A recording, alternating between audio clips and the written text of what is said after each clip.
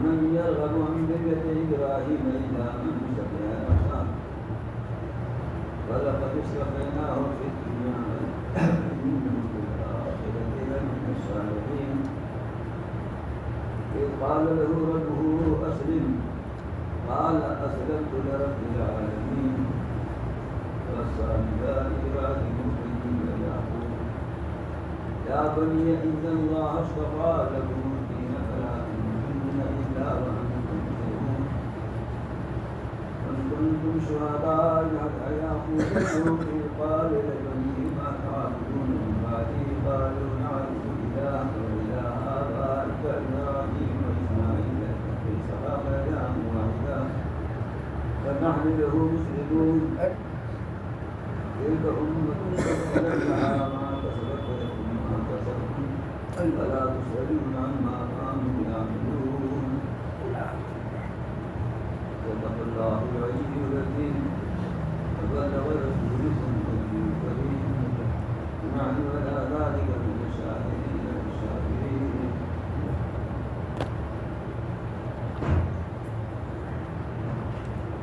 یہ سورہ بقرہ کی آیات ہیں اور ذکر چل رہا ہے حضرت ابراہیم علیہ السلام کا فیصلہ یہ تھا کہ انہوں نے اللہ کے حکم سے کعبہ کی تعمیر کی اور تعمیر کرتے وقت انہوں نے جو دعائیں کی تھیں ان دعاؤں کو تذکرہ تھا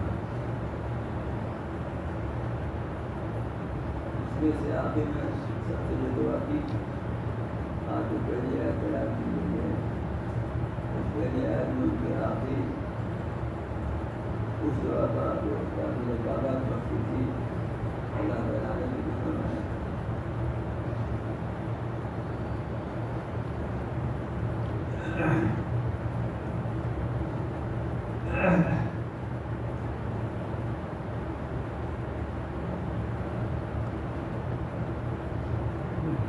وہاں انہوں نے حضرت اسماعیل علیہ السلام کو حضرت حاجرہ کو ٹھہرا دیا تھا قیام کرا دیا تھا ان کا تو بہت پہلے کی بات ہے تعمیر کو کچھ دیر ہو گئے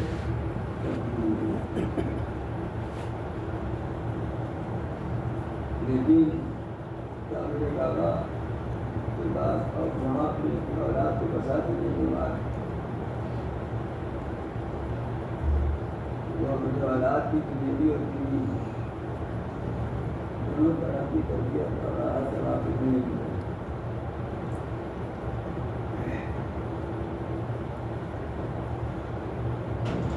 چنانچہ کی زندگی رہا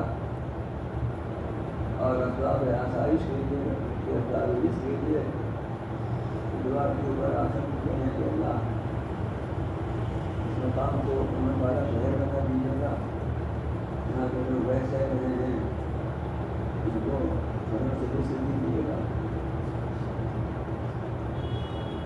اور آخر بھی تو بھائی ان کی روحانی اخلاقی اور فکری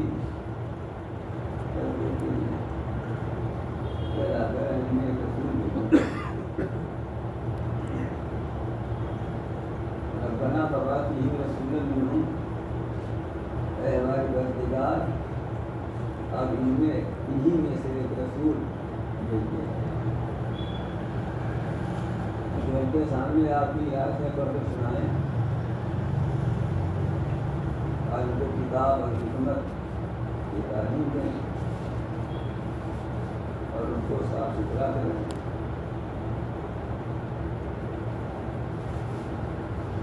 اس دعا میں ایک بات یہ ہے کہ وہ رسول انہی میں سے ہیں یعنی باہر سے رسول آئیں گے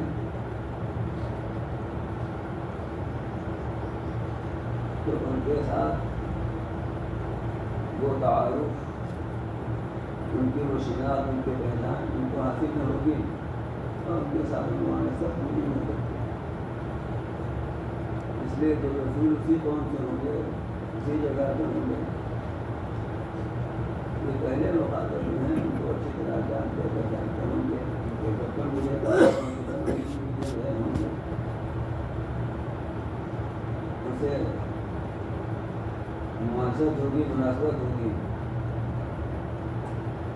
اس لیے انہیں میں سے ایک رسول ہے. رسول کے تین صفتیں بیان کرنی ہیں. جو رسول ایسے ہوں جن کے لیے تین صفتیں ہوں, یہ تین صفتیں بیان کرنی ہیں. یہی رسول اللہ صلی اللہ علیہ وسلم کی بعثت کے مقاصد ہیں. یہ رسول اللہ صلی اللہ علیہ وسلم کی مدد ہوئے مدد کی تشکیل آئے, کیا مقصد تھا؟ تو وہ مقصد یہ تین مقصد بتائے گئے.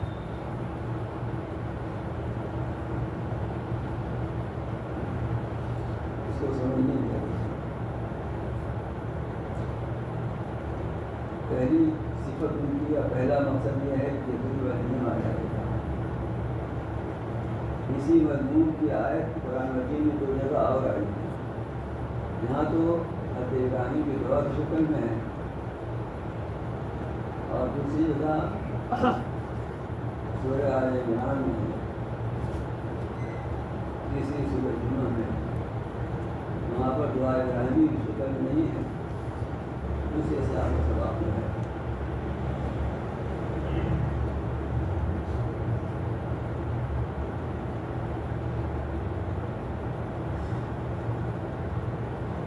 رسول اللہ صلی اللہ علیہ وسلم کی ایک حدیث ہے جس میں اس دعائے ابراہیمی کا تذکرہ آپ نے سرکار نے فرمایا ہے کہ میں اپنے باپ ابراہیم کی دعا ہوں اور مسیح عیسیٰ ابن مریم کی بشارت ہوں.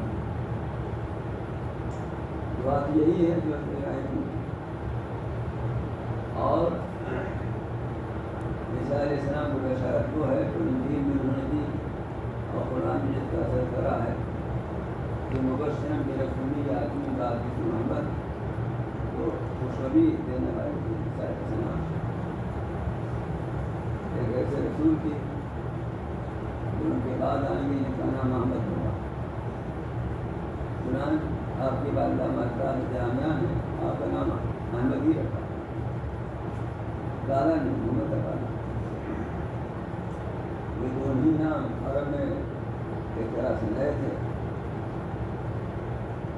اور اپنی ماں کا خواب ہوں جب آپ ماں کے پیٹ میں تھے تو حضرت آمنہ رضی اللہ حضرت آمنہ نے خواب دیکھا کہ ان کے پیٹ سے نور نکلا جسے ملک شام کا محلہ جمعہ ہوتے. مولانا حاجی نے بڑا خوبصورت شعر کہا ہے کہ ہوئے پہلوئے آمینہ سے ہوئیگا دعائے خلیل اب نوید مسیحا. جامعہ یہ شگم سے وہ ہستی پیدا ہوئی جس کے لیے دعا کی تھی حضرت ابراہیم خلیل اللہ نے. وہ دعا یہی ہے اور اس کی نویدہ خوشخبری یا بشارت دی تھی. مسیحا یعنی حضرت عیسیٰ بن مریم علیہ السلام ہے جو آیت میں بتایا ہے. تو یہ دعا قبول ہو گئی. شریف میں ہے غالباً مسعود احمد کی روایت ہے کہ جب ابراہیم نے دعا کی کہ دعا اپنی ایک بار کا دعا تھا قبول ہو گئی تھی نا. جب ابراہیم نے دعا کی تھی کبھی قبول ہو گئی تھی نا. لیکن اس دعا کا ضرور کب ہوا کبھی نہیں ہوتا. میں اسی لیے کہتا ہوں کہ دعا کر کے گھبرانا نہیں چاہیے ہم لوگوں کو. وہ قبول تو فرماتے ہیں لیکن اس کا اثر اور نتیجہ اور تعالیٰ ہماری مصلحت مطالعہ کرنے والے ہیں, اس لحاظ سے ظاہر فرماتے ہیں.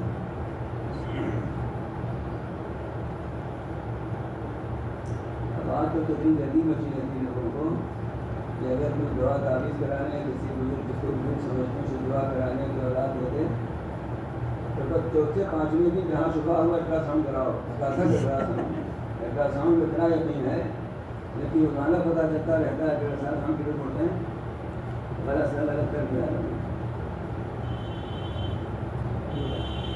دعا پتنگ ہوتی ہے پہلی بات ضمنی آ گئی پہلے جو ضمنی باتیں ہیں یہ کچھ مسئلے کے نہیں ہیں یہ اس لیے ہوتی ہیں تاکہ ہم حقیقت پہ پہنچیں ہمارے دل میں علم کی حقیقت بیٹھے یہ دعا تو قبول ہو گئی اسی وقت اور آپ کو ضرور کتنے دنوں کے بعد ہوا کہ حضرت ابراہیم علیہ السلام کے بعد ہی حضرت ابراہیم علیہ السلام کے بعد جتنے نبی آئے ہیں سب اسی کو اولاد میں آئے ہیں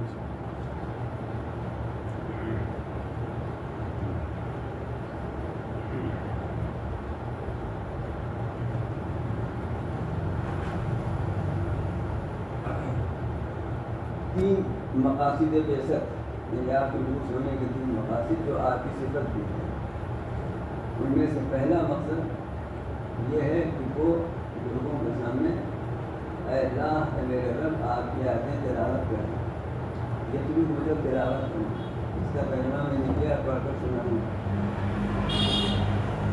تلاوت کا لفظ ایسا ہے کہ یہ قرآن مجید ہی کے لیے استعمال ہوتا ہے جہاں راغی اصفہانی جو لغات قرآن کے ماہر ہیں لکھتے ہیں کہ آسانی کتابوں کے لیے مخصوص ہے آپ یہ نہیں کہہ سکتے حدیث کی کتاب بھی نہیں کہہ سکتے کہ تلاوت کر رہے ہیں یہ عرف یہی ہے ناجائز نہیں کہنا لیکن عرف یہی ہے اصل میں تلاوت کی معنی پیروی کرنا پیچھے سے تو چونکہ یہ کتاب ہی ایسی ہے کہ جس کی تلاوت اس لیے کی جاتی ہے کہ اس کے پیچھے بھی چلا جائے اور اس کی پیروی کی جائے اس کے احکام پر عمل کیا جائے یہاں ایک نقطہ اور حاصل کی وہ نقطہ یہ ہے کہ تلاوت پڑھنے میں یہ بات بھی کسی درجے میں ملحوظ ہے مد نظر ہے کہ پڑھنے میں بھی رسول اللہ صلی اللہ علیہ وسلم کی پیروی کی جائے یعنی پڑھنے کے انداز میں بھی رسول اللہ صلی اللہ علیہ وسلم کی پیروی کی جائے جو علم تجوید اور علم قراءت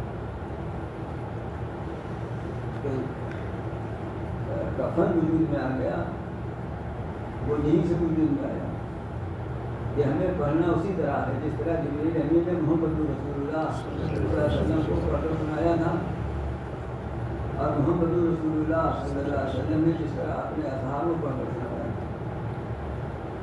ہمیں اسی طرح پڑھنا ہے حقیقی معنی میں پڑھنے والی کی تلاوت اسی وقت ہوگی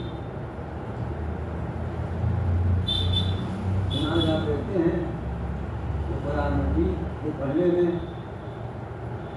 عام عربی کتابوں کی طرح انداز نہیں ہے لیکن یوں پڑھنے میں لگا بدل جاتا ہے اس سے بہت سی چیزیں بہت سی جگہ ایسا ہے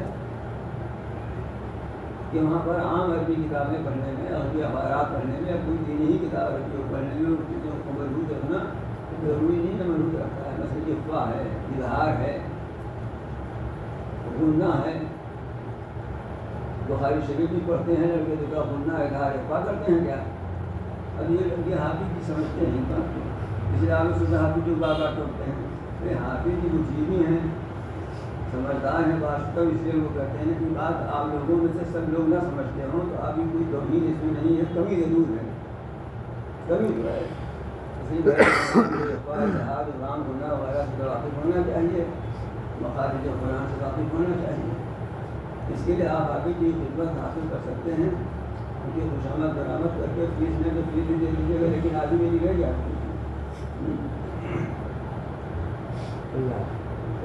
تو تلاوت اسی وقت ہوگی یہ نقطہ بھی اس کے اندر محفوظ ہے کہ جس طرح رسول اللہ صلی اللہ علیہ وسلم نے پڑھا اپنے اصحاب کو سکھایا اسی طرح پڑھنا ہے سب سے معنوں میں تلاوت کا مفہوم ادا ہوگا اب یہ بات اور نہیں سمجھیے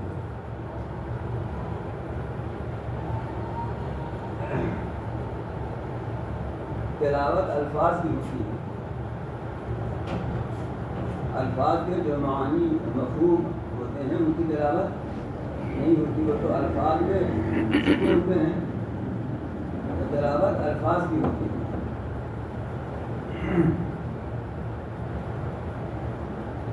تو معلوم ہوا کہ قرآن کے الفاظ ہی مقصود ہیں، اس لیے کہ اگر قرآن کے الفاظ کو نہ پڑھا آپ نے، تلاوت نے کی ہے، آنکھ سے دیکھ لیا اور معنی مطلب سمجھ لیا، تو یہ قرآن کی علم کا حاصل کرنا تو ہو سکتا ہے لیکن تلاوت کرنا نہیں ہے۔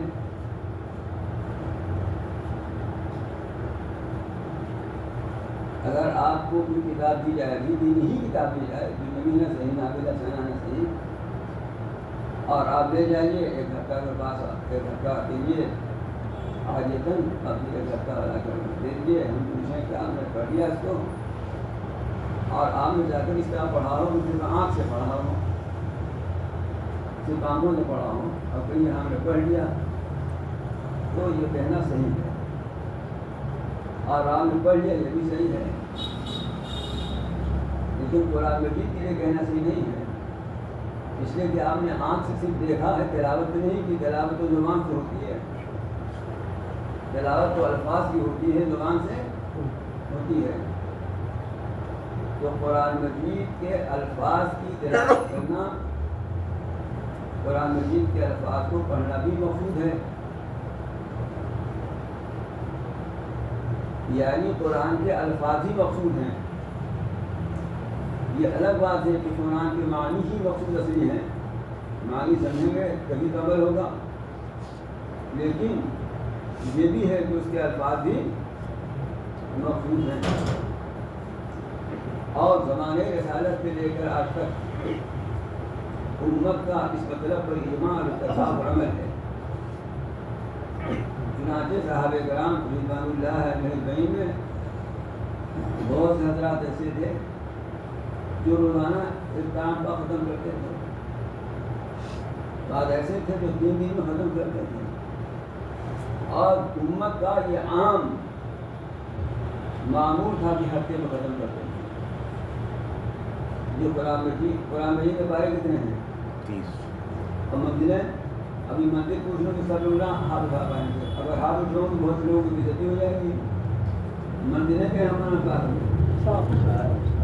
7 ہے، یہ 7 منزلیں کچھ آسمان سے ان کی تحقیق نہیں نازل ہوئی تھی، زمانے سلف سے ہی یہ چلا آ رہا تھا، صحابہ کے زمانے سے، اور سلف تک رہا، اور بھی دنیا میں اللہ کے بندے ایسے ہوں گے کہ وہ 7 دن میں کلام پاک ختم کرتے ہیں، کہ ایک دن میں جتنا پڑھتے تو 1 منزل کلام پڑھیں، اس طرح سے 7 منزلیں ہوں گی۔ اور اب حالت یہ ہے کہ لوگ ایک بارہ کلام نہیں کر پاتے، فرصت نہیں ہے، اخبار پڑھنے کی فرصت ہے، موبائل شریف جو شریف نہیں رہ گیا ہے اس کو بھی دیکھنے کی فرصت ہے، اور ایک بارہ کلام پاک کی تلاوت کرنے میں آنکھ دکھتی ہے، کمر ٹیڑھی ہو جاتی ہے، اس لیے کہ مناسبت نہیں ہے۔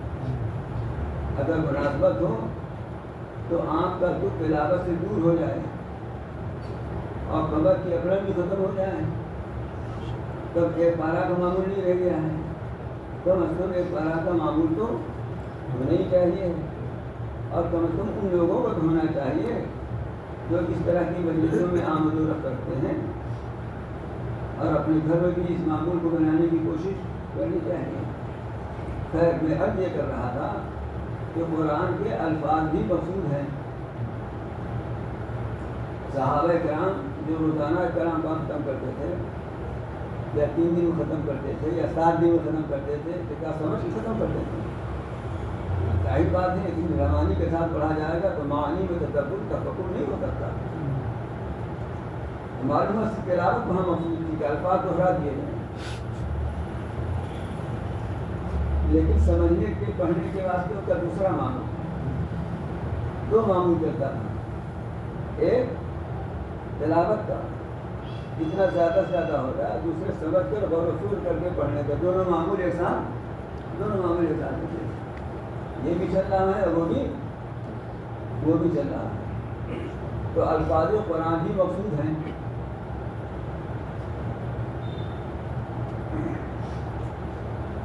علماء اصول نے کتاب اللہ کی جو تعریف لکھی ہے وہ یہ ہے کہ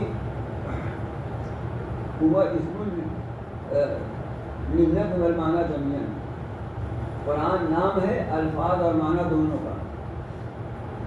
اگر معنی نہیں ہے تو الفاظ بے مقصد ہیں، اگر معنی ہے اور الفاظ نہیں ہے تو بھی قرآن نہیں ہے. یعنی اگر قرآن کا ترجمہ کر دیا جائے الفاظ نہ ہوں یا عربی ہی زبان میں قرآن کے الفاظ کو بدل کر وہاں دوسرے الفاظ لا دیے گئے ہیں، سہل کر کے، آسان کر کے، بدل کر کے، ہے نا. ایسا ہوتا ہے نا. جیسے ایک چیز کہ آئیے تشریف لائیے، ایک ہے کہ آئیے بیٹھیے، مطلب دونوں کے بھی ہوا نا، مطلب دونوں ہوا تھا، لیکن بدل گیا. سیدھا قرآن مجید کے لفظ کو بدل کر وہاں پر دوسرا لفظ لے آئے. مثلا اوپر آیت میں آیا تھا رکوع سجود، وہاں رکوع کے بجائے راکعین کر دیجیے، سجود کے بجائے ساجدین کر دیجیے. معنی وہی ہے، مطلب زبان عربی ہے. تو یہ آیت قرآن کی آیت نہ رہ جائے گی. یہ آیت قرآن کی آیت نہ رہ جائے گی، ابھی زبان رہ جائے گی. تو قرآن ہوا اسم لللفظ والمعنى جميعا. قرآن الفاظ اور معنی دونوں کے مجموعے کا نام ہے. جیسے ہمارے حافظ کی روح اور جسم دونوں کے مجموعے کا نام ہے. اور اللہ نہ کرے یہ دیر تک سلامت رہیں ہمارے درمیان. اگر اس دونوں میں سے نکل جائے تو معاملہ ہے نا، ہمارا معاملہ تو یہ ہے نا. تو الفاظ معنی قرآن کی جسم ہیں اور معنی اس کی روح ہیں. اس جسم کی اللہ تعالیٰ کے یہاں بڑی قدر ہے. اتنی قدر ہے کہ اس جسم کی تلاوت اور اس کی حفاظت کو مقاصد بعثت رسول میں سے ایک مقصد قرار دیا ہے. یہی سے غلطی معلوم ہوئی ان بدھجیبی لوگوں کی جو کہتے ہیں کہ حافظ کرنے سے کیا فائدہ ہے، رٹو ہوتا ہے معاذ اللہ. ایسی پڑھنے سے کیا فائدہ، پڑھنا سمجھ کے پڑھو. ارے بھائی دنیا میں یہی ایک کتاب ہے، اس سمجھ کے پڑھو تو یہی مقصد اعلیٰ ہے، نہ سمجھ کے پڑھو تو بھی کار ثواب ہے.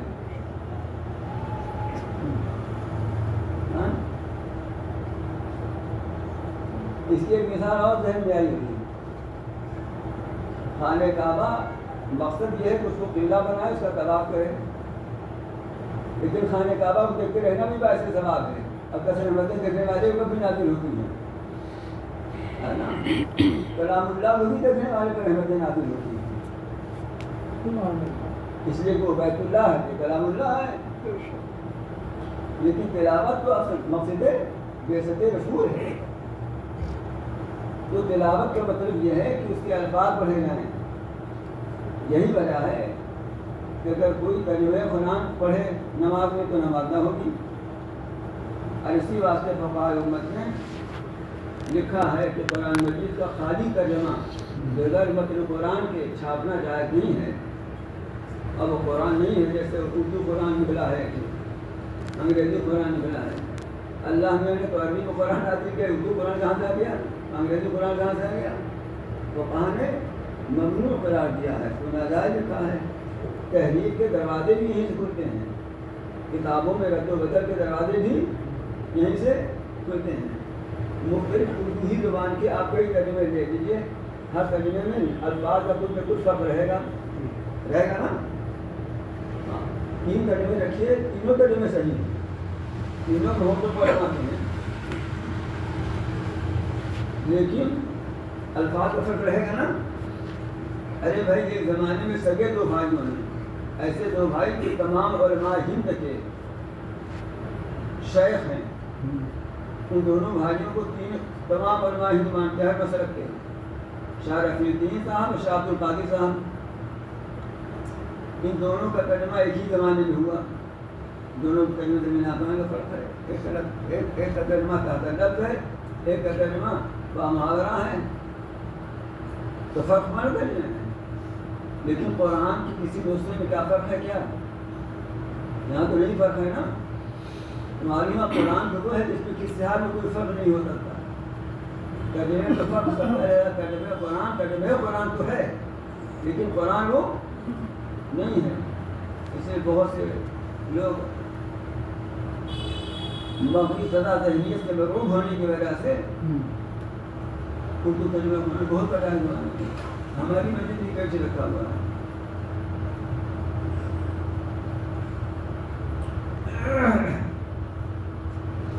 تو پہلا مقصد کیا ہے؟ یہ خوب علیہم آیات کا وہ رسول ایسے ہوں جن کو آپ بھیجیے کہ آپ کی آیتیں وہ ان کے سامنے پڑھ کر کے سنائیں. تلاوت میں تلاوت کلام پاک اللہ کو بہت محبوب ہے.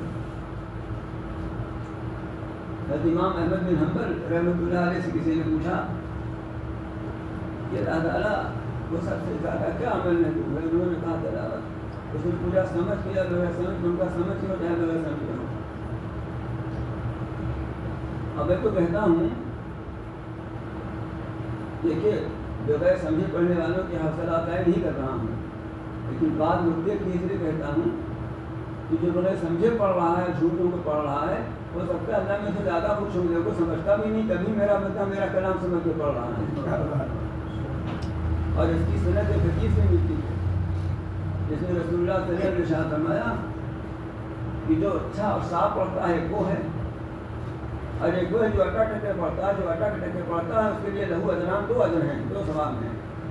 پڑھتا ہے اٹکتا ہے کبھی نہیں چھوڑتا ہے پڑھ رہا ہے. آئی بات سمجھ میں؟ سائیکل پنچر ہوگی تب وہ چلا جا رہا ہے, انہیں منزل تک پہنچنا پنچر ہو جائے جائز ہو جائے. تو زبان پنچر ہوئی جا رہی ہے, اٹک اٹک کے پڑھتا ہے پھر بھی چلا جا رہا ہے. یہ ہے تلاوت کا مقام. تلاوت قرآن بھی رسول اللہ صلی اللہ علیہ وسلم کے مبعوث ہونے کے مقاصد میں سے ایک مقصد ہے, بلکہ پہلا مقصد اس کو بیان کیا گیا پہلے نمبر پر. اس لیے کہ الفاظ نہیں ہوں گے تو معنی ہی کہاں سے سمجھیں گے. اس لیے پہلے الفاظ تو سمجھیں, الفاظ تو پڑھنے لگیں تب تو معنی تک رسائی ہوگی. الفاظ کا درجہ تو ایسی ہے کہ سفر کے لیے ٹکٹ کا درجہ, ٹکٹ نہ ہوتے ہیں سفر کریں گے. کیوں جاوید بھائی کیسی مثال نہیں ہے؟ آپ ہی تو سمجھتے ہیں اور آپ غائب ہو جاتے ہیں پچھلے ہفتے. آپ نہیں ہیں دعوت میں نہیں لوگ ایسا غائب ہوتے ہیں کیونکہ چاہے جو ہو جائے. لیکن جاوید بھائی ایسے نہیں, دعوت پیچھے نہیں ہوتے, خود دعوت دیتے رہتے ہیں. کیونکہ دعوت دیتے ہی نہیں رہتے, دعوت پہنچاتے بھی رہتے ہیں. سمجھے اقبال بھائی, نکتہ سمجھا کیجیے. اب سنیے دوسرا مقصد کیا ہے. وَيُعَلِّمُهُمُ الْكِتَابَ وَالْحِكْمَةَ. دوسرا مقصد یہ ہے کہ اور وہ رسول ان لوگوں کو الکتاب اور الحکمت کی تعلیم دیں, الکتاب اور الحکمت کو سکھائیں. الکتاب سے مراد یہ قرآن مجید ہے, اور حکمت سے مراد کیا ہے؟ اس میں مختلف اقوال ہیں, اور سب اقوال کا خلاصہ یہ ہے کہ اس سے مراد رسول اللہ صلی اللہ علیہ وسلم کی سنت ہے. تو معلوم یہ ہوا کہ کتاب جس کو تلاوت کر کے سنائیں گے وہ, اور ظاہر بات ہے کہ آپ کے پہلے مخاطب عرب کے لوگ تھے جو عربی زبان کے ماہرین بھی تھے. قریش تو اصحاب عرب تھے, سب سے زیادہ ان کا زبان ان کی تھی, تو ان کو قرآن کو سمجھانے کیا ہوتا ہے نا, جیسے تلاوت کریں. نہیں کہا نہیں تلاوت ہی نہیں کریں گے, یہ کتاب اس کی تلاوت کریں گے, اس کو سکھلائیں گے بھی, اس کی تعلیم ہی دیں گے. اس کو اولین مخاطب تو خود علیہ زبان تھے نا, جن کو ترجمہ کر کے بتانے کی ضرورت تھی نہیں, ان کو بھی بتانے کی ضرورت تھی, ان کو بھی تعلیم دیں گے. ورنہ لوگ کیسے جانیں گے کہ الصلاح کا مطلب کیا ہے, الزکاۃ کا مطلب کیا ہے, الصوم کا کیا مطلب ہے, الحج سے کیا مراد ہے. بات سمجھ میں آئی؟ یہ میں نے موٹی موٹی مثالیں دے دی تاکہ اس پر کوئی انگلی نہ اٹھا سکے. معلوم یہ ہوا کہ کتاب اللہ کی آیتوں کا علم، یعنی اس کا صحیح معنی اور صحیح مطلب، اس کی صحیح تفسیر رسول اللہ صلی اللہ علیہ وسلم سے پوچھنی پڑے گی۔ آپ نے جس آیت کا، قرآن کے جس لفظ کا جو مطلب بتا دیا ہے اپنے صحابہ کرام رضوان اللہ اجمعین کو، اور انہوں نے ہم تک پہنچا دیا ہے، اس آیت کا، قرآن کے اس لفظ کا وہی مطلب ہے، اس کے علاوہ دوسرا مطلب نہیں ہو سکتا۔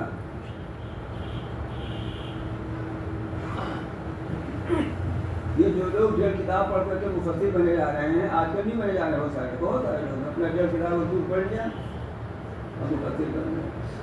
اور آج کل کوئی کتابیں پڑھنے کی ضرورت نہیں، اپنا بٹن دبایا، اب کوئی صفحہ کھل گیا، اس میں کئی جو کتابیں آ جاتی ہیں، اپنا پڑھ لے مفسر بن گئے۔ بڑا نازک مسئلہ ہے۔ حضرت عمر رضی اللہ تعالیٰ عنہ نے، اتنا نازک مسئلہ ہے، حضرت عمر رضی اللہ تعالیٰ عنہ نے قرآن فہمی کے لیے یہ ہدایت کی تھی اپنے اصحاب کو کہ علیکم بدوام الجاہلیہ، اگر قرآن سمجھنا ہے کوئی معنی میں تو دور جاہلیت کے اشعار پڑھا کرو، کیونکہ اسی محاورے میں قرآن نازل ہوا ہے۔ انہوں نے اس کا کیا مطلب کیا ہے؟ بات سمجھ میں آئی؟ اب اردو میں کہتے ہیں نا، کسی نے دیکھا کہ کوئی بات کہی تو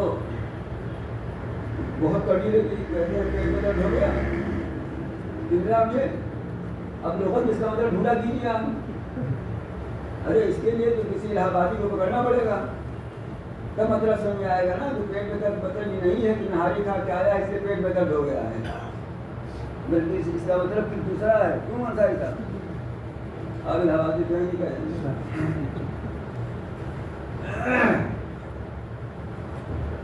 یہ میں نے اردو کے مثالات کو دی، تو عربی تو سید اللغات ہے، زبانوں کی سردار ہے۔ کبھی تو اللہ تعالیٰ نے اس میں قرآن نازل فرمایا تو قرآن میں جو الفاظ آئے ہیں، جیسے میں نے کہا نا کہ صلاح ہے، زکا ہے، رسول اللہ صلی اللہ علیہ وسلم اس کا مطلب بتائیں گے تو ہماری سمجھ میں اس کا مطلب آئے گا۔ اسی لیے رسول اللہ صلی اللہ علیہ وسلم کو یہ حکم ہوا کہ آپ تلاوت بھی کریں اور اوپر کتاب کی تعلیم بھی دیں، بتائیں اس کا مطلب کیا ہے اور اس کے معنی کیا ہیں۔ چنانچہ قرآن مجید کی آیات کے معنی مطالب رسول اللہ صلی اللہ علیہ وسلم سے منقول ہیں، صحابہ اور تابعین کے ذریعے ہم تک وہ پہنچے ہیں۔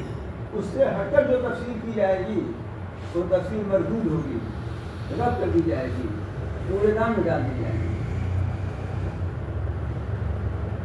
میں اشارہ کر دیتا ہوں، تفسیر میں نہیں جاؤں گا۔ جیسے بعض لوگوں نے نماز ہی کی، صلاۃ کی تفسیر کچھ اور کی ہے کہ اس سے مراد فوجی پیریڈ ہے، اور حج سے مراد یہ ہے کہ کم سے کم سال میں ایک دفعہ مسلمانوں کی کانفرنس ہو جایا کرے، اور الملائکہ جس کا ترجمہ فرشتے کرتے ہیں، اس سے مراد یہ نہیں کوئی مخلوق نہیں ہے، بلکہ انسان کے اندر جو نفسانی جذبات ہوتے ہیں تو اس سے مراد ہے، وغیرہ وغیرہ۔ جنت سے مراد یہ ہے، دوزخ مراد یہ ہے۔ یہ کتاب جس پر نازل ہوئی ہے ان سے ہم پوچھیں گے نا اس کا کیا مطلب ہے۔ دیکھیے حضرت عدی بن حاتم رضی اللہ تعالیٰ عنہ، حاتم طائی کا نام سنا ہوگا آپ لوگوں نے نا، ان کے صاحبزادے تھے حضرت، یہ صحابی ہیں، اور قبیلے طے کے تھے، قبیلے بنو طے جو ہے اسے طائی کہلاتے تھے۔ ان قبیلوں میں سے ہے کہ اس کی زبان بھی معیاری سمجھی جاتی تھی، لیکن اس کے بعد جو آیت نازل ہوئی کہتا یہ تبین الخیط الابیض من الخیط ہے نا من الفجر۔ اب اتنا بڑا آدمی، زبان کے لحاظ بھی اتنا بڑا آدمی، اب گنوار نہیں تھے، ایک بہت بڑے سردار کے صاحبزادے تھے، بدھو نہیں تھے، لیکن وہ جب آیت نازل ہوئی تو اپنے تکیہ کے نیچے کالا تالا اور ایک سفید تالا رکھ لیتے تھے، جب تک دونوں میں فرق نہ ظاہر ہو سیدھی کھاتے رہتے تھے۔ آئی بات میں انہوں نے سمجھا کس پر وہ سفید دھاگا اور کالے دھاگے کا لفظ آیا ہے تو دھاگا ہی رکھ کے دیکھا کرو، وہ جب رسول اللہ صلی اللہ علیہ وسلم سے بتایا تو آپ نے فرمایا اس سے مراد نہیں ہے، اس سے مراد تو صبح صادق اور صبح صادق کی سفیدی اور سیاہی ہے، یہ مراد ہے اس سے۔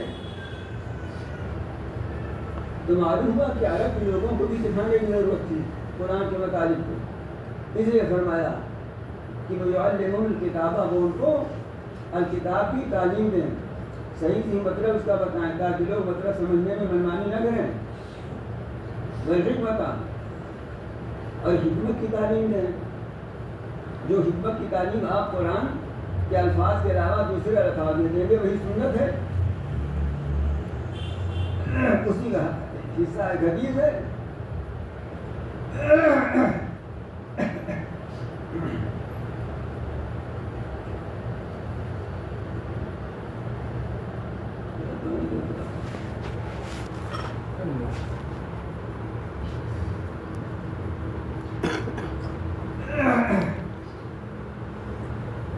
سر سید مرحوم نے تصویر لکھی،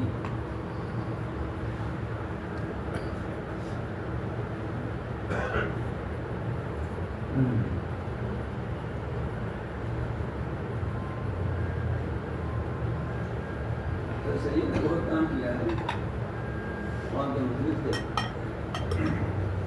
اس اپنی جگہ ہے، یہ بہت ہی گمراہی کی باتیں بھی لکھی ہیں، اس لیے یہ بھی شعور میں رہنا چاہیے۔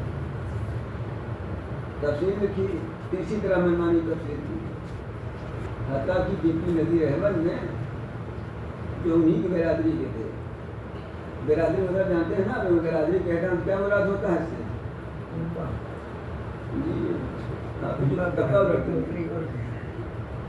انہیں برادری بچے کو زمانے میں جو طبقہ تھا غیر علماء تھا، اس میں سے تھے وہ ڈپٹی تھے بھائی، وہ ڈپٹی تھے، یہ بھی کلکٹر وغیرہ سے کچھ کمیشن پہ کیا تھے،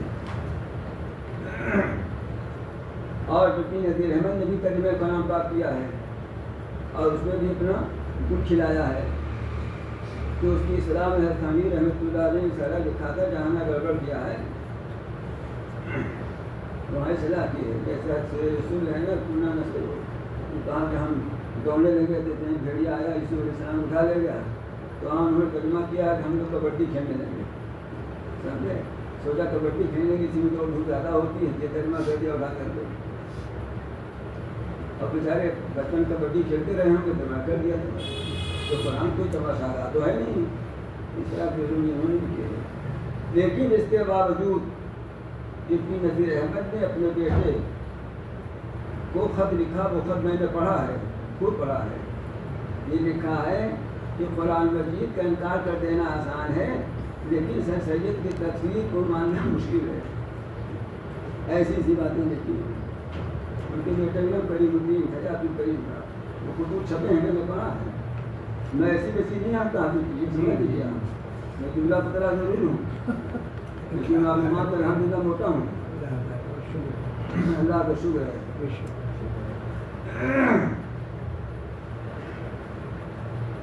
تو دوسرا مقصد یہ بتایا معلم الکتاب اور حکمت کی تعلیم دیتے ہیں۔ حکمت کا ترجمہ عام طور سے دانائی، حضرت تھانوی نے خوش فہمی کا ترجمہ کیا ہے، اور حضرت شیخ الہند نے تہ کی باتیں ترجمہ کیا ہے، لیکن ہماری حالت یہ ہو گئی ہے اردو گانے کی کہ نہ تہ کی باتیں لڑکے سمجھتے ہیں آج کل، نہ خوش فہمی ہی سمجھتے ہیں، تو میں نے بہت اچھا پوچھ کیا تو دانائی ترجمہ کر دیا، لیکن مجھے لگتا ہے وہ اردو بڑے ہو گیا، تو آخر کرے کہ آدمی مجبور ہے، کچھ تو کرنا ہی پڑے گا نا۔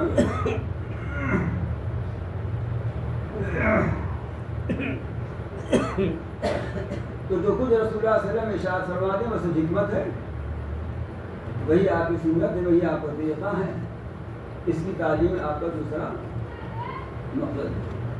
تو یہاں تک پہنچ کر دو باتیں ہمیں معلوم ہوئی، ایک بات یہ معلوم ہوئی کہ کتاب اللہ کے الفاظ کی تلاوت کرنا الگ مقصد ہے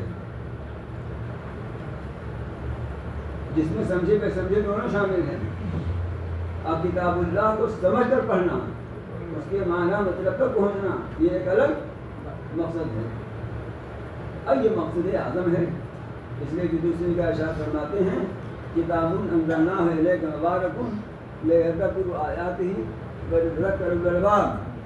یہ کتاب ہے جو بابرکت کتاب ہے جو ہم نے نازل کی آپ کی طرف تاکہ اہل عقل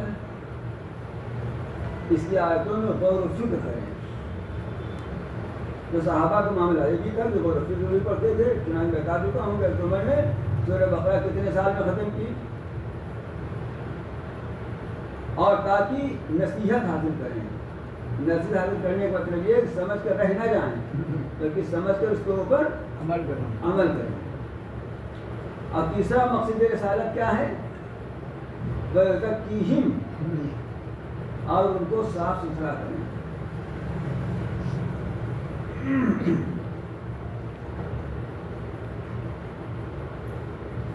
یعنی ان کو کفر اور شرک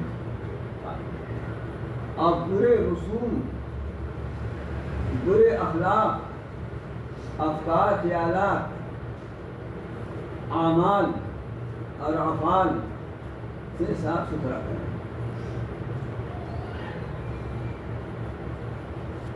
صرف تعلیم صرف تلاوت مقصد نہیں, صرف تعلیم بھی کافی نہیں بلکہ تعلیم کے ساتھ تزکیہ بھی ضروری ہے. میں آسان لفظ میں کہتا ہوں کہ تربیت بھی ضروری ہے. یہ آج تو جو چل گیا ہے نا کہ تعلیم ہی سب کچھ ہے, تعلیم ہی سے ترقی ہوتی ہے, یہ بہت گمراہ کن جملہ چلا ہے. ہر ادھوری بات گمراہ کن ہوتی ہے, بیشتر ایسے ہی ہے. تعلیم ہو گئی ہے, لوگ راکٹوں کو اڑ رہے ہیں اور ایک کمرے میں بیٹھ کر کے نشانہ لگاتے ہیں تو کوئی ہتھیار مل جا کر کے میزائل گرتا ہے نا. تعلیم میں کتنے بڑھ گئے ہیں لوگ, لیکن نتیجہ یہ ہوا ہے اس کا کہ دنیا اس وقت فساد کی آمادگاہ بن گئی ہے اور خصوصاً اس وقت تو کوئی ملک چین سے نہیں ہے کہ ہمیں اطمینان سے ہو. یہ جو میزائل مار رہے ہیں بیٹھ کر کے بڑے قابل لوگ ہیں, انگوٹھا ٹیک تھوڑے ہیں یہ, ان کے پاس علم ہے, ہنر ہے. اس کو علم میں کہہ دے رہا ہوں آپ کی خاطر, ورنہ وہ ہنر ہے, ایک فن ہے, مار رہے ہیں میزائل. لیکن یہ فساد کی راہ میں خرچ ہو رہا ہے اس لیے کہ وہ تربیت سے محروم ہے, اس لیے کہ وہ تربیت سے محروم ہے. جب تعلیم کے ساتھ تربیت ہوگی تب وہ تعلیم مفید اور کارآمد ہوگی, اور اگر تربیت نہ ہوگی تو وہ تعلیم بجائے مفید ہونے کے مفید اور تباہ کن ثابت ہوگی. لڑکے پڑھ رہے ہیں, میڈیکل لائن میں گئے, ایم پی بن گئے, ایم ایس بن گئے, ڈی ایم بن گئے, ہے نا. اگر تربیت ہے تو مریض کے ساتھ حسن سلوک کا برتاؤ ہے, ہمدردی اور شفقت کا برتاؤ ہے. اور اگر تربیت نہیں صرف تعلیم ہے, اپنے فن میں مہارت ہو گئی ہے اس کو, تو اب صرف اس کے پیش نظر یہ ہے کہ ہم نے 50 لاکھ روپیہ خرچ کر کے تعلیم حاصل کی ہے تو ہمیں پہلے وہ وصول کرنا ہے, اس سے زیادہ جتنا زیادہ آدھا شہر ہمارا ہو جائے تو اچھا ہے. آپ نے آپ کے لڑکے نے تعلیم حاصل کی اور بہت بڑا افسر ہو گیا. تعلیم ہی تعلیم ہے, تربیت نہیں ہے. تو اب افسر بننے کے بعد اس میں غرور پیدا ہوگا اور پڑوسی ہی کو خاطر نہیں آئے گا, وہ کسی غریب کے ساتھ اس کے اندر شفقت ہمدردی نہیں پیدا ہوگا, جیسا کہ آج کل دیکھا جا رہا ہے. اگر تعلیم کے ساتھ تربیت ہے تو تعلیم وہ تربیت اس کے تعلیم میں ہر سے انکسار پیدا کرے گا, مخلوق کی ہمدردی پیدا کرے گا. تو تعلیم بغیر تربیت کی ادھوری ہے اور بسا اوقات کو مضر اور نقصان دہ ہے. اس لیے تعلیم کے ساتھ تربیت ضروری ہے. اسی تربیت کو تزکیہ کہا ہے. اور یہ تزکیہ کہہ لیجیے آپ یا تربیت کہہ لیجیے, یہ چیز حاصل ہوتی ہے صحبت سے.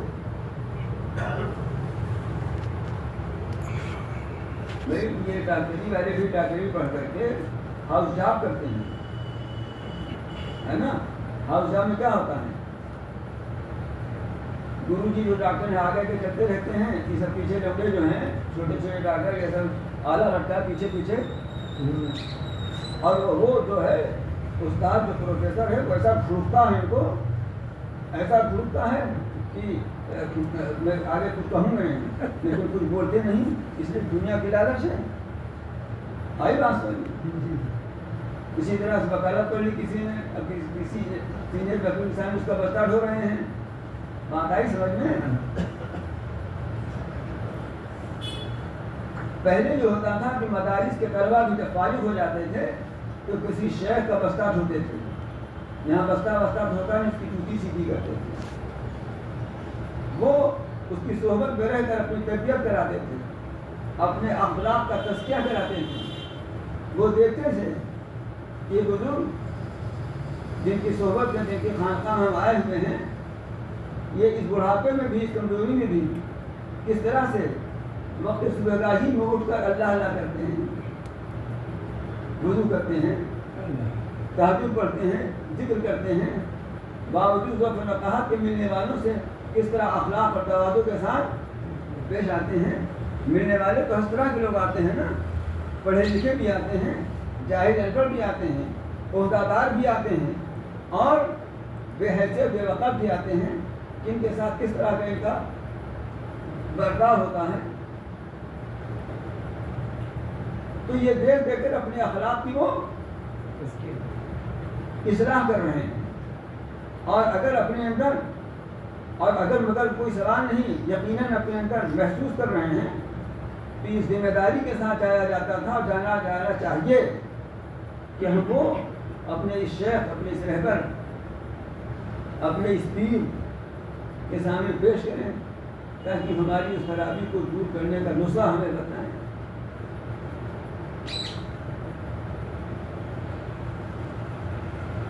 آج تو یہ سب ختم ہو گیا مدرسوں میں بھی. اب اگر کوئی بڑے پیر کے پاس جاتا بھی ہے، چھوٹے پیر کا کوئی جاتا ہوتا ہے، اس سے بڑا تو خودے لوگ کرتے ہیں.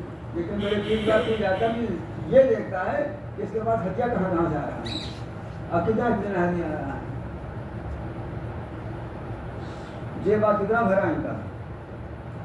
شاہ عبد القادر صاحب کا غالباً یا شاہ عبد الرحیم صاحب کا قول ہے، فرماتے تھے کہ جو لوگ ہمارا آخر دیکھیں گے وہ ناکام رہیں گے، جو اول دیکھیں گے وہ کامیاب ہوں گے. اس کا مطلب یہ ہے کہ شروع میں جو ہم نے مجاہدات کیے ہیں، ریاضتیں کی ہیں، مشکلیں جھیلی ہیں، شیخ کی ڈانٹ کھائی ہے، ٹپٹ کھائی ہے، حتیٰ کہ مار بھی کھائی ہے، نکالے گئے، جھکارے گئے، پھر بھی نہیں بھاگے ہیں. ہماری وہ حالت جو دیکھے گا تو وہ کامیاب ہوگا، وہ اپنی زندگی میں داخل کرے گا. ہماری آخر کی حالت جب محبوبیت اور مقبولیت کے مثلاً ہوئے بیٹھے ہیں کہ لوگ آ رہے ہیں، ہاتھ بھی چھو رہے ہیں، ہدیہ بھی دے رہے ہیں اور ڈاٹے بھی جا رہے ہیں، پھر بھی ہدیہ دے رہے ہیں، وہ محروم رہ جائے گا. تو ابھی سے انتظار کرے گا نا اس کا. آئے گا ایک صاحب کو خلافت مل گئی تھی،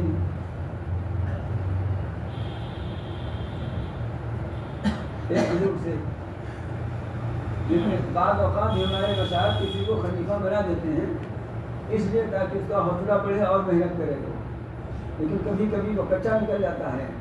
اس لیے ہمارے حضرت تھانوی رحمۃ اللہ علیہ نے بالکل جن کو خلافت اس وقت کے شرائط دی تھی کہ جب بھی ان کے اندر یہ باتیں نہ پائی جائیں خلافت چھن جائے گی، آٹومیٹکلی سب انتظام کر گئے پڑیں گے. تو آپ دیکھتے تھے کہ ہمارے حضرت بہت ڈانٹتے تھے لوگوں کو، یہو ڈانٹنے لگے. حضرت ڈانٹتے تھے تو لوگ بھاگتے نہیں تھے، نپٹتے تھے. انہوں نے ایک ڈاؤ لگائی، سب بھاگ گئے. یہ نہ سمجھا کہ حضرت ڈانٹتے تھے ان کے ڈانٹے میں لوگوں کو ملتا کیا تھا. یہاں تو آپ خالی ہیں نا، اب جھولی کچھ ہے ہی نہیں ہے. بات کو سمجھ شریف میں آئی حافظ جی. اور تیسرا مقصد بے سب کا یہ ہے کہ صرف کتاب پڑھا کے چھٹی نہیں، بلکہ ان کو صاف ستھرا کرتے تھے، ان کی اخلاقی تربیت بھی کرتے تھے. کفر سے پاک کیا، شرک سے دھویا، اور کبر سے، غرور سے، تحاسد سے، حسد سے، بغض سے، کینہ سے، حرص سے، طمع سے، دل کی تمام بیماریوں سے پاک کیا ان کو، اور صحت کی علامتوں سے نواز کیا ان کو. کبر کی جگہ تواضع آ گیا، انکسار آ گیا. غرور کی جگہ عاجزی انکساری آ گئی. حرص و طمع کی جگہ قناعت اور سخاوت پیدا ہو گئی. بزدلی کی جگہ شجاعت آ گئی. غیبت و چغلخوری کی جگہ خاموشی آ گئی. اور نفرت کی جگہ محبت آ گئی. یہ سب چیزیں صفائی ستھرائی ہو رہی ہیں. اخلاق، برے اخلاق کی صفائی ہو کر اور اچھے اخلاق آ رہے ہیں. اور یہ چیز پیدا ہوتی ہے صحبت سے. جب باہمت باحوصلہ کو دیکھتا ہے تو کام کرنے کا بلبلہ ہوتا ہے. آپ کسی ایسی جگہ جا کر 40 دن رہنے، 40 دن میں خاص خصوصیت اللہ تعالیٰ رکھتی ہے نہ 40 دن رہیں. یہاں تو ہفتے میں 1 گھنٹہ کو نہیں رہنا چاہتا. اور دیکھیں کہ تمام مصروفیات کے باوجود روزانہ ایک پارہ تلاوت کر لیتے ہیں. تو آپ بتائیے دیکھتے دیکھتے کیا طبیعت میں امن نہیں پیدا ہوگا کہ ہم سے زیادہ مصروف ہے تبھی اتنی تلاوت کر لیتے ہیں؟ ہم نہیں کر سکتے ہیں. بلبلہ پیدا ہوگا نا، حوصلہ پیدا ہوگا نا. جو دیکھے گا اپنے شیخ کو، حضرت مولانا خلیل احمد صاحب امبیڈکر رحمۃ اللہ علیہ محدث کبیر، جو حضرت شیخ الحدیث کے استاد و پیر ہیں، مولانا زکریا صاحب رحمۃ اللہ علیہ، ان کے بارے میں نے پڑھا تھا. کئی حضرات تھے نکلے سفر میں، اور اس وقت کا سفر اتنا آرام سے تھا نہیں. کہیں اتنے رات میں اندھیرا بھی تھا، کافی رات گزر چکی تھی. عشاء کی نماز پڑھی، پانی میں انتظام ہو چکی تھی، دیر ہو گئی تھی. پھر اس کے بعد جب لوگ سو گئے، کسی کی آنکھ کھلی تو خادم نے دیکھا کہ حضرت تو کھڑے ہو کر نماز پڑھ رہے ہیں. اور ہم تو اتنے تھک جائیں کہ عشاء کی نماز بھی اگر نہ چھوٹے تو کم از کم اتنا ہے کہ مختصر کر لیں. اس سفر میں ہے 4 فیصد تو اللہ نے کر ہی دیا ہے، سنت بھی چلو معافی ہے نا. لیکن وہ تو کھڑے تو تحجد پڑھ رہے ہیں، نوافل پڑھ رہے ہیں. تحجد یہ بوڑھا آدمی پڑھ رہا ہے، جوان سو رہا ہے. کیوں؟ اسی تزکیہ کا ذریعہ. اس لیے دل میں دنیا سے نفرت اور دنیا کو پیدا کرنے والے سے الفت محبت پیدا ہو گئی تھی. اب ان کو نیند کہاں آ سکتی ہے؟ معلوم ہے 2:30 بجے ٹرین ہے، 3 بجے تک پہنچے ہی ہیں. یہ تو سوئیں گے، ٹرین کے انتظام میں جاگتے رہیں گے. جاگے اگر نہ جاگے سو گئے تو ٹرین چھوٹ جائے گی نا، اور پھر بڑا نقصان ہو جائے گا. اس لیے جاگتا رہے گا. تو اگر مقصد سے محبت ہے تو نیند کہاں آئے گی؟ اس کو کسی نے کہا ہے جس کے دل میں ہو دلبر کی یاد، اس کو کب آ سکتی ہے نیند. دیکھتے ہی دیکھتے صاف ٹوٹ جاتی ہے نیند.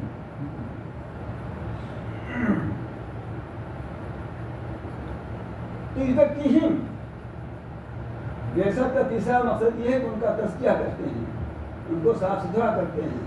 ان کے عقائد کی، ان کے افکار کی، ان کے خیالات کی، ان کے اعمال کی، ان کے افعال کی، اخلاقی اقدار کی.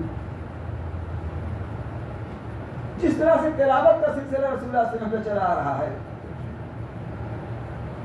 دین مقصد ہے نا یہ، تو ایسا تو نہیں کہ دین تو قیامت تک کے لیے ہے اور تینوں مقصد قیامت تک کے لیے نہ رہیں.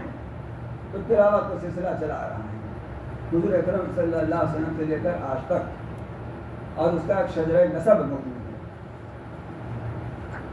مثلا آپ نہیں بتا سکتے اس لیے کہ آپ کے پاس سند نہ ہوگی اور یاد نہیں آپ کو، اور زبانی ہم نہیں بتا سکتے. لیکن یہ ایک حقیقت ہے کہ ہم سے لے کر رسول اللہ صلی اللہ علیہ وسلم کا قرآن مجید پڑھنے کا ایک سلسلہ ہے. ہم نے سنا تو پڑھا، فلاں نے فلاں بناتے سنا. میرا غالباً 36ویں پیڑھی میری ہے. ایسی آگے بھی ہوگی، لیکن چونکہ یاد رکھنے کا سلسلہ نہیں ہے. آپ نے کسی سے حفظ کیا، اس نے بھی کسی سے حفظ کیا نا، اس نے بھی کسی سے حفظ کیا نا. یہاں تک کہ سلسلہ وجہ نقاب تک، زید بن ثابت تک، عثمان غنی کہیں تک پہنچا، پھر رسول اللہ صلی اللہ علیہ وسلم تک پہنچا، پھر جبریل امین تک پہنچا. ہے نا سلسلہ. اسی طرح تعلیم کا سلسلہ رسول اللہ صلی اللہ علیہ وسلم سے لے کر یہاں تک ہے. ہم بتا سکتے ہیں کہ ہم نے کس سے بخاری پڑھی, کس سے فلاں حدیث کی کتاب پڑھی, فلاں پڑھی, انہوں نے کس سے پڑھی, انہوں نے کس سے پڑھی, بخاری نے کس سے پڑھی, سب کتابوں میں موجود ہے. رسول اللہ صلی اللہ علیہ وسلم کا سلسلہ قائم ہے اور اس طرح اللہ سلسلہ قائم رہے گا. تم بات سمجھ رہے ہیں؟ اسی طرح سے تزکیہ کا بھی سلسلہ قائم ہے اور قیامت تک قائم رہے گا. ایسا نہیں ہے کہ تلاوت کا سلسلہ قائم رہے, تعلیم کتاب حکمت کا سلسلہ قائم رہے اور تزکیہ کا سلسلہ قائم نہ رہے. یہ اہل اللہ اور مشائخ جو اہل حق ہیں میں سب کو نہیں کہتا, اس لیے کہ محدثین علم حدیث کا دعویٰ کرنے والے, علم قرآن کا دعویٰ کرنے والے جو ہوتے ہیں سب اہل حق تو نہیں ہیں, گڑبڑی کرنے والے بھی ہیں. اسی طرح سے تزکیہ میں بھی, کار تزکیہ میں بھی گڑبڑی کرنے والے ہیں, کی گڑیڑی بھنگڑی بنے شاہ جی ہیں, ہم یہ نہیں کہتے. لیکن یہ کہ قیامت تک یہ سلسلہ نہ رہے, کہیں منقطع ہو جائے, ٹوٹ جائے, یہ ہو نہیں سکتا. جیسے معلم موجود رہیں گے ویسے مزکی اور مربی بھی موجود رہیں گے. جیسے قاری اور قاری تلاوت کرنے والے موجود رہیں گے قیامت تک اور تلاوت کی تعلیم کرتے رہیں گے, معلم موجود رہیں گے. ہاں معلم ہونا تو آپ کو اتنا بڑا آپ نے دعویٰ کیا, میں تو کہا کرتا ہوں کہ میں نے ادھر سے تب تو کہیں نہیں گزرا. یہ صرف آپ ہی نے دعویٰ کیا ہے کہ انما بعثت معلما, مجھے معلم بنا کر بھیجا گیا ہے. اس سے آپ کا دعویٰ ہے, معلم اتنا بڑا ہوتا ہے. اسی طرح سے مزکی اور مربی بھی قیامت تک موجود رہیں گے, جو رسول اللہ صلی اللہ علیہ وسلم کے طریق کے مطابق خود اس پر عمل پیرا ہوں گے اور اپنے اہل تعلق بھی اصلاح و تربیت کا کام دیتے رہیں گے. یہ ذمہ داری ہے امت کی کہ ایسے لوگوں کو تلاش کرے اور اپنی تربیت کا اہتمام کرے. جیسے قرآن مجید کی تلاوت ضروری ہے, اس کو پڑھنا پڑھانا ضروری ہے, اور جیسے قرآن مجید کا علم حاصل کرنا, حکمت کا علم حاصل کرنا ضروری ہے, اس کو حاصل کرنا ضروری ہے. اسی طرح سے اپنی تربیت, اپنے اخلاق کے تزکیہ کا اہتمام کرنا بھی ضروری ہے. اپنا اصلاح اخلاق حضرت تھانوی رحمہ فرماتے ہیں یہ فرض ہے, اللہ تعالیٰ سے محبت کرنا فرض عین ہے, جیسے نماز فرض عین ہے, اللہ تعالیٰ سے محبت کرنا بھی فرض عین ہے. کہ اس محبت کی حقیقت کو سمجھنا, اس کو جاننا, اس کے آثار اور نتائج کو حاصل کرنا اور اس کے تقاضے سے واقف ہونا, اس کا عمل پیرا ہونا, یہ فرض نہیں ہوگا, اس کا حاصل کرنا فرض نہیں ہوگا. اسی کا نام تزکیہ ہے, اور یہ نظر کسی صحبت کے حاصل نہیں ہو سکتا. جناب قرآن مجید میں ہمارا ارشاد فرماتے ہیں کہ برکون بار راکین, رکوع کرنے والوں کے ساتھ رکوع کرو, وقولوا مع الصادقین, سچوں کے ساتھ محبت اختیار کرو. حدیث شریف میں رسول اللہ صلی اللہ علیہ وسلم کا ارشاد ہے لا تصاحب الا مومنا, تم صرف مومن کی صحبت میں رہا کرو. اور آج ہمارا کیا حال ہے کہ مومن بھی ڈھونڈنے میں وہی مومن جو انہیں کے رنگ رنگا ہو. اور فرمایا لا یاکل طعامک الا تقی, تمہارا کھانا صرف پرہیزگار آدمی کھائے. یہ مطلب نہیں ہے کہ کوئی فاجر فاسق یا کافر مشرک بھوکوں میں راحت نہ کھلائے, یہ مطلب نہیں ہے. مطلب یہ ہے کہ آپ کا معمول ہونا چاہیے کہ آپ کھانا دعوت دیجیے تو پرہیزگاری ہو دیجیے.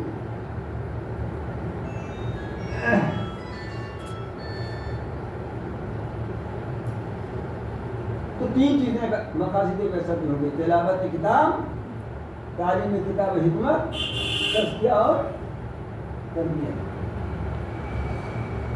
انک انت العزیز الحکیم, بے شک آپ اے رب سب سے زبردست ہیں, جو چاہیں کریں, اور حکمت والے ہیں. آپ کے سارے کام حکمت میں بھی ہوتے ہیں. ایک ہی آیت ہوتا ہے اور 1 گھنٹہ ہو گیا, اور میں آج کبھی کہیں سے مطلب یہ تھا پرسوں میں بیان کرنا تو نہیں آتا, پرسوں ہی کہا گڑبڑ ہے کچھ, تو تم نے سوچا ہاتھی تو تمہیں کہتا رہتا ہوں میں تمہیں ہاتھی کی رسو کہنے لگیں گے، اس لیے میں چلا آیا اور بہرحال دیکھیے ایسے ہی آج اتنی ہی رہنے دیجیے. اب میں تھکا میں پہلے تو تھا کبھی دن اور دعا کیجیے کہ اللہ تعالیٰ ہمیں تلاوت کی خوب توفیق عطا فرمائے اور کتاب حکمت کی حاصل کرنے کی خوب توفیق عطا فرمائے اور اللہ تعالیٰ ہمارے اخلاق کا تزکیہ فرما دیں، ہمیں نیک صحبت نصیب فرمائے، صالحین کی صحبت کا برکت سے ہمیں فائدہ اٹھانے کی توفیق عطا فرمائے. جس طرح ہم تمام دنیا میں صحبتیں تلاش کرتے رہتے ہیں اسی طرح ہم آخرت کی صحبت کے لیے آخرت سنوارنے کے لیے بلکہ ہماری دنیا کی بھی دیوائش اسی میں ہے کہ ہمیں نیک صحبت اللہ والوں کی صحبت حاصل ہو. ایسا نہیں ہے اللہ والے کی دنیا سے مل جائیں گے تو قیامت آ جائے گی، اس لیے اللہ والے کو قیامت تک رہیں گے، ڈھونڈنے کی ضرورت ہے، ان کی صحبت اختیار کرنے کی ضرورت ہے. اللہ تعالیٰ ہمیں تمام کو خطاب سے نوازے. ربنا آتنا فی الدنیا حسنۃ وفی الآخرۃ حسنۃ وقنا عذاب النار. ربنا لنا آمنا فاغفر لنا ذنوبنا وقنا عذاب النار. اللهم نسألك رب العافية في الدنيا والآخرة. اللهم نسألك رب العافية في ديننا ودنيانا وآخرنا ومالنا. اللهم استر عوراتنا وآمن روعاتنا. اللهم نجعلك في نحورهم ونعوذ بك من شرورهم. اللهم لا تسلط علينا بل لا يرحمنا. اللهم ارزقنا من فضلك ولا تحرمنا رزقك وبارك لنا فيما رزقتنا وزرنا لنا في أنفسنا وزرغتنا فيما عندك. اللهم زدنا ولا تنقصنا وأكرمنا ولا تهنا وعافنا ولا تحرمنا وآثرنا ولا تنصر علينا وأهلنا وظلنا. اللهم لا تضع لنا همًا إلا غفرته ولا هما إلا فرجته ولا دينا إلا قضيته ولا حاجة من حوائج الدنيا والآخرة إلا قضيتها يا أرحم الراحمين. اللهم افتحنا أبواب رحمتك وسهل لنا أبواب رزقك. يا الله يا رحمن يا رحيم يا كريم يا غفور رحيم يا ذا الجلال والإكرام يا حي يا قيوم برحمتك نستغيث اغفر لنا شأننا كله. ربنا تقبل منا إنك أنت السميع العليم. صلى الله تعالى على خير خلقه محمد وآله وأصحابه أجمعين برحمتك يا أرحم الراحمين. آمين يا رب العالمين.